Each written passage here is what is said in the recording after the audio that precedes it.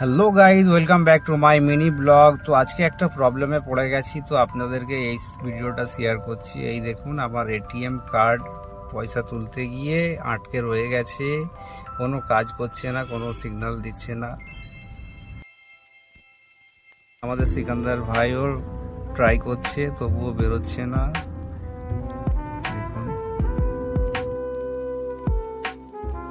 Bank ম্যানেজারের number জোগাড় করে কল করে জিজ্ঞাসা করলাম, বললো আপনারা একটু ওয়েট করুন, নেটওয়ার্ক চলে যায়, ওই কারণে আটকে যায়, তো আধ ঘন্টা 1 ঘন্টা সময় লাগতে পারে।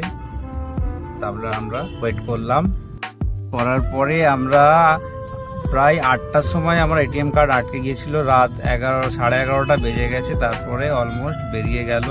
তো আপনারা এরকম কিছু প্রবলেম হলে একটু দাঁড়িয়ে যাবেন, 1 ঘন্টা আধ ঘন্টা বেরিয়ে যাবে। Okay, thank you for watching my video.